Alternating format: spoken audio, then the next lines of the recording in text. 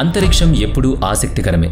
ఆది అంతంలేని అంతరిక్షంలో భూమి మీద మనిషికి తోడుగా మరో గ్రహం మీద జీవం ఉందా అనేది ఊహలు, అపోహలు, కుతూహలుగానే మిగిలిపోయింది. అయితే మొన్న మధ్య ఒక వార్త కొంచెం సంచలనం సృష్టించింది.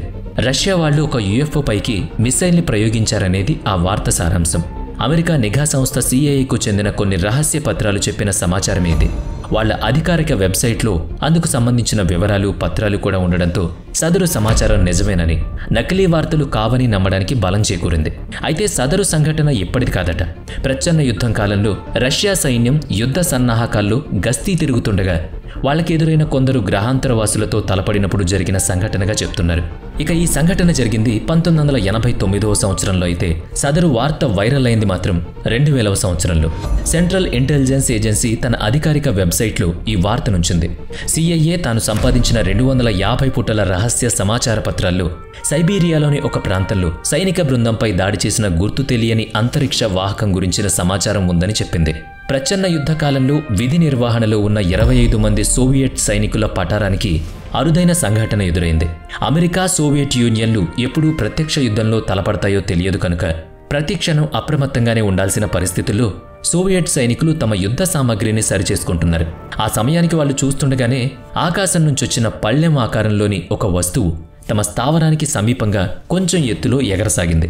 అటువంటి ఎగిరే వాహనాన్ని వాళ్ళు మునిపెన్నడూ చూడలేదు. అంతేకాకుండా ఆ ప్రాంతం ఫ్లయింగ్ జోన్ కూడా కాదు. కాబట్టి అది శత్రువుల వాహక నౌక అయ్యుండాలనుకున్నారు. తమ క్షిపణి వాహనాన్ని సిద్ధం చేసి ఆ అపరిచిత వస్తువు వైపు గురిపెట్టారు. నేలమీంచి గాల్లోని లక్ష్యాలను ఛేదించే తమ క్షిపణి ఆ వింత వాహనంపైకి ప్రయోగించారు. క్షిపణి నేరుగా దాన్ని ఢీకొట్టడం, అది కూలి పడిపోవడం జరిగింది. ఇక అందులో ఎవరైనా ఉంటే బ్రతికుండే అవకాశం లేదని కూడా వాళ్ళు అనుకున్నారు. ఈ విషయం నిర్ధారించుకోవడానికి ఆ వస్తువు కూలిన ప్రదేశానికి వెళ్ళగా అందులో ఎవరో సజీవంగా ఉన్నట్టు వారికి తోచింది. కోల్డ్ వార్ సమయంలో శత్రుదేశపు వ్యక్తులు సజీవంగా దక్కడం అంటే అది ఒక మాదిరి విజయోత్సవమే. అయితే వాళ్ళ ఉత్సాహంపై నీళ్లు చల్లుతూ ఆ వాహనంలోంచి 5 మానవ ఆకారం మాదిరి జీవులు బయటకొచ్చాయి.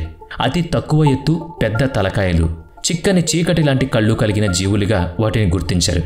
సోవియట్ సైనికులు చూస్తుండగానే ఆ 5గురు కలిసిపోయి ఒకే సర్కిల్ ఆకారంగా మారిపోయారు. ఆ ఆకారం చాలా విచిత్రమైన శబ్దాలను చేయసాగింది. ఆ ఆకారం నుంచి తీవ్రమైన వెలుతురు కూడా రాసాగింది. ఆ కాంతి, ఆ శబ్ద తీవ్రత క్షణక్షణానికి ఎక్కువ అవుతోంది. సైనికులు ఆ తీవ్రమైన కాంతిని చూడలేక, ఆ శబ్ద తీవ్రతను వినలేక చాలా ఇబ్బంది పడ్డారు. వాళ్ళు అలా ఇబ్బంది పడుతూ ఉండగానే ఆ వెలుతురు ముద్ద ఒక్కసారిగా పేలిపోయి ఆ ప్రాంతమంతా వెలుతురు చల్లాచెదురైంది. ఆ 25 మంది సైనికుల బృందంలో 23 మంది అప్పటికే ఆ వెలుతురుకు సమీపంగా వెళ్లిపోయారు. ఓ 2 మాత్రం వారికి దూరంగా వెనుకడుగు వేస్తూ వచ్చారు.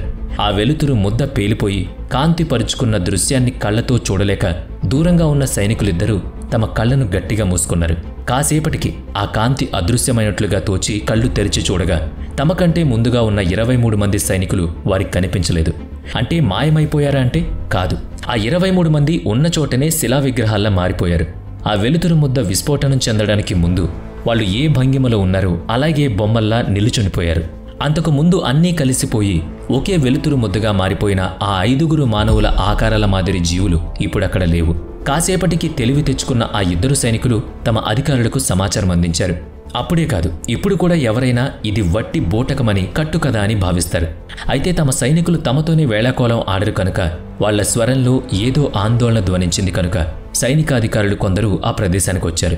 సోవియట్ యూనియన్ ఇంటెలిజెన్స్ ఏజెన్సీ అయిన కొమితేత్ గుదిదాస్వెన్యూ బెజోపాస్ట్నోస్టీ అనగా కేజీబీ అధికారులు రంగప్రవేశం చేసి బొమ్మల్లా బిగుసుకుపోయిన ఆ 23 మంది సైనికుల్ని, కాలి కూలిన ఆ అంతరిక్ష వస్తువు శిథిలాల్ని మాస్కోలోని ఓ రహస్య ప్రదేశంలోని పరిశోధన కోసం తీసుకువెళ్లారు.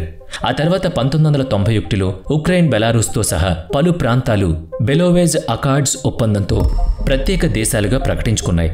ఫలితంగా యుఎస్ఎస్ఆర్ పలు ముక్కలైంది. అంతా 1991 డిసెంబర్ 31 నాడు Russia, Ukraine, Belarus, Uzbekistan, Kazakhstan, Georgia, Azerbaijan, Lithuania, Moldova, Latvia, Kyrgyzstan, Tajikistan, Armenia, Turkmenistan, Estonia అనే 15 దేశాలుగా ఏర్పాటు రాజ్యాలు ఏర్పడ్డాయి. Union of Soviet Socialist Republic వేరువేరు దేశాలుగా విడిపోగానే కేజీబీ కూడా లుప్తమైపోయింది. అందులో పనిచేసిన సీక్రెట్ సర్వీస్ అధికారులు చెట్టుకొకరు పుట్టకొకరుగా చెదిరిపోయారు. అలా 1989లో సైబీరియాలో సోవియట్ సైనికుల పాలిట జరిగిన వింత సంఘటన తాలూకు ఫైల్స్ అమెరికా CIA చేతికి వచ్చిందని పేర్కొంటూ వాటిలోని ఒక పత్రమే 2000వ సంవత్సరంలో CIA అధికారిక వెబ్సైట్లో ప్రత్యక్షమైంది. CIA విడుదల చేసింది కనుక అందులో సంఘటన వాస్తవంగా జరిగిందని చాలామంది భావించారు. అంటే కొందరు అనుమానించారని కదా అర్థం. CIA పనిగట్టుకుని ఇలాంటి అపనమ్మకాల్ని ప్రచారం చెయ్యాలా అని భావించిన వాళ్ళు తమ పరిశోధనల్ని కొనసాగించారు. మరి ఇంతకీ ఇది కట్టుకథ, వాస్తవ సంఘటన? మీరైతే ఏమనుకుంటున్నారో చెప్పండి. అలాగే పరిశోధకులు కనిపెట్టిన సంగతుల్ని చూద్దాం. ఈ వార్తలు వెలువడిన తర్వాత CIA అధికారులు ఏమన్నారో చూస్తే, మైక్ బేకర్ అనే అధికారి ఫ్యాక్స్ న్యూస్ వార్తా సంస్థతో మాట్లాడుతూ, CIA నిజంగానే ఏదైనా కనిపెడితే ఈ విధంగా అందరికీ తెలిసేలా మాత్రం బహిర్గతం పరిచేందుకు గల అవకాశం చాలా తక్కువ. పైగా సదరు పత్రంలో CIA ఏ అభిప్రాయం కానీ తాను కనుక్కున్న విషయాలను కానీ వెలిబుచ్చలేదని చెప్పారు. అంటే ఏలియన్స్ వెహికల్ను పేల్చినట్లు 23 మంది సైనికులు బొమ్మల్లా మారిపోయినట్లు, వారిపై పరీక్షలు నిర్వహించిన 250 పుటల రహస్య సమాచారం తమ వద్ద ఉన్నట్టు చెప్పుకొచ్చిన CIA కబుర్లు ఉత్తవే అని దీన్ని బట్టి తేలిపోయింది. ట్రేసీ వాల్డర్ అనే మాజీ CIA ఏజెంట్ సైతం న్యూస్ నేషనల్ అనే వార్తా సంస్థకిచ్చిన ముఖాముఖిలో అవి CIA పత్రాలు కావని చెప్పారు. ఎవరో రాసినవే అక్కడ కనిపిస్తున్నాయని అన్నారు. CIA వాళ్ళ ఫారిన్ బ్రాడ్కాస్ట్ ఇన్ఫర్మేషన్ సర్వీసెస్ దేశ విదేశాల్లో ప్రచురించబడిన అనేక వార్తల్ని సేకరించి ఒక చోటకు క్రోడీకరించి తమ అధికారుల చెంతకు చేరవేస్తుంది. CIA పరిశోధించడానికి అనువైన వాటిని ప్రాముఖ్యతనిస్తుంది అని ఆమె వివరించారు. కాబట్టి CIAకి అది వార్త మాత్రమే తప్ప దాన్ని ఆ సంస్థ విశ్వసించినట్టు, ధృవపరిచినట్టు ఎక్కడ కూడా ఆధారాలు లేవు. అది సోవియట్ ఎరా డిస్ఇన్ఫర్మేషన్. ఉద్దేశపూర్వకంగా కొన్ని పుకార్లని జనం మధ్య వదిలిపెట్టడమే ఎత్తుగడ ఇది. ఆ వార్తలు ప్రజల నోళ్లలో నానుతూ ఇతర దేశాల దృష్టికి కూడా వెళ్ళినప్పుడు వాళ్లు సైతం వీటి మీద ధ్యాస పెట్టే అవకాశం ఉంటుంది. అలా తమ ప్రజల ద్వారా శత్రు దేశాల దృష్టిని దారి మరల్చి వాటిని దారి తప్పించి వీళ్లు లబ్ధి పొందాలనేది ఈ ఎత్తుగడ. ఇది తమను తప్పుదారి పట్టించే వార్త కావచ్చనే అనుమానం శత్రు దేశాలకు కూడా వస్తుంది. కానీ ఏ పుట్టలో ఏ పాముందో, ఒకవేళ తూచ్ ఇది వట్టి గాలి వార్త అని వదిలేస్తే, ఒకవేళ అదే నిజమైతే ఎలా అనే సందిగ్ధంలో కొట్టుకున్నారు కదా. పోనీ పరిశోధించి చూద్దాంలే అని అనుకోవచ్చు కదా. అలా శత్రు దేశాల ఆసక్తిని ఎంతో కొంత దారి మళ్లించడమే ఇలాంటి పన్నాగాల ముఖ్య లక్ష్యం. అసలు ఆ వార్తను అమెరికానే సృష్టించి సోవియట్ యూనియన్లో పలానా సంఘటన జరిగిందని తమకు ప్రైవేట్ వార్తా సంస్థల ద్వారా కొన్ని వార్తలు లభించినట్లుగా తమ అధికారిక వెబ్సైట్లో పెట్టడం మూలంగా ప్రపంచ దేశాల దృష్టిని ఆకర్షించిందని అంటే మీరేమంటారు? సాక్షాత్తు CIA ప్రచురించిన అంశంగా ప్రాధాన్యతనిస్తూ దేశాలన్నీ దాని వెనుక పడతాయి. సో అలా ఈ 2025 ఏప్రిల్లో ఈ వార్తలు ఉన్నట్టుండి ప్రపంచ దేశాల ఆకర్షణలోకి ఎందుకొచ్చాయి అంటే, అమెరికా తాజాగా ప్రభుత్వ విధానాలు, దేశాధ్యక్షుడు ట్రంప్ ప్రకటనలు, వివిధ దేశాలపై విధిస్తున్న టారిఫ్ పాలసీల నిరసనల నుంచి సొంత ప్రజల్ని, ఇతర దేశాలను దారి మళ్లించే ప్రయత్నం కావచ్చనేది కొందరి ఆలోచన. ఇంతకీ మీరు ఏమనుకుంటున్నారో కామెంట్ సెక్షన్లో కామెంట్గా చెప్పండి. గ్రహాంతర వాసుల విషయమై అమెరికా, రష్యాలు తక్కిన ప్రపంచం నుంచి ఏమైనా దాచిపెడుతున్నాయా, లేక ఈ మొత్తం కథ ఒట్టి కట్టుకథేనా? వీడియో నచ్చితే లైక్ చేయండి, షేర్ చేయండి. ఇప్పటి వరకు మన ఛానల్ని సబ్స్క్రైబ్ చేయనట్లయితే ఇప్పుడే సబ్స్క్రైబ్ చేసుకుని పక్కనే ఉన్న బెల్ ఐకాన్పై క్లిక్ చేయండి. నెక్స్ట్ వీడియోలో మళ్ళీ కలుద్దాం. Thanks for watching.